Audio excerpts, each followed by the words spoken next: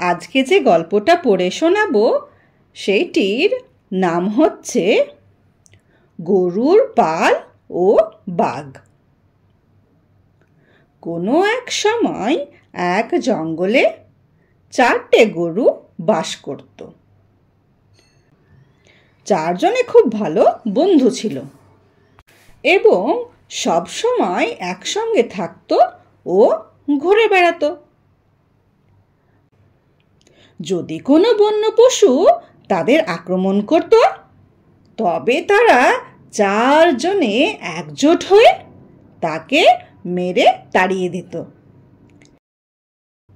এইভাবে নিশ্চিন্তে ও শান্তিতেই তারা বনের মধ্যে ঘুরে বেড়াতো ও দিন কাটাতো। এই বনেই একটা বাঘ এই 4 হৃষ্টপুষ্ট গরুকে দেখে দূর থেকে নিঃশ্বাস ফেলতো আর ভাবতো, উফ, কি হৃষ্টপুষ্ট এই গরুগুলা, এদের মাংসগুলো কি যে সুস্বাদু হবে আর নরম তুলতুলে তার ঠিক নেই। এদের খেলেই এদের স্বাদটা বোঝা যাবে।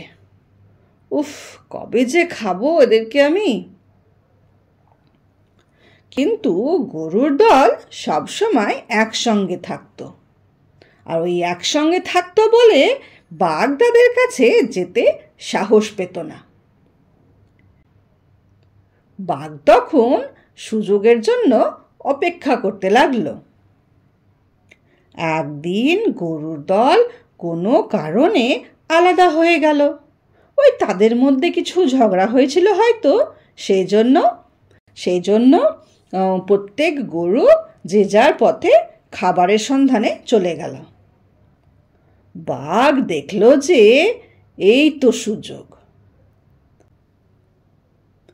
সে এক একটা গরুর পিছনে ধাওয়া করে পরপর 4টে গরুকে মেরে খেয়ে ফেলল।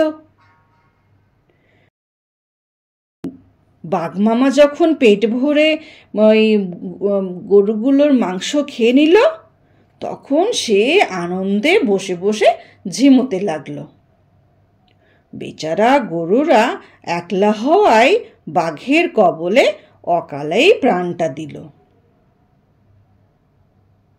এই গল্পটা থেকে আমরা কি শিক্ষা পাই? এই গল্পটা থেকে আমরা এটাই শিক্ষা পাচ্ছি যে একতাই বল আর বিবাদে পতন।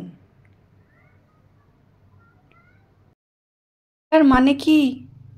এই কথাটার মানে হচ্ছে যে একসঙ্গে থাকলে পারে তোমাদের শক্তি বেশি হয়, আর যখন তোমরা ভাগ ভাগ হয়ে যাবে তখন তোমাদের শক্তিটা কমে যাবে, তাই না? ঠিক যখন গরুগুলো একসঙ্গে থাকতো তখন কিন্তু কোনো জন্তু জানোয়ার ওদের কাছে ভিড়তে পারেনি বা ওদেরকে কেউ মারতে পারেনি। কিন্তু যখন ওরা আলাদা হয়ে গেল তখনই বাঘ মামা ওদেরকে এক এক করে শিকার করে নিল, তাই না? সেই জন্য কখনোই বন্ধুদের সঙ্গে বিবাদ করতে হয় না, সবসময় একজোট হয়ে থাকতে হয়।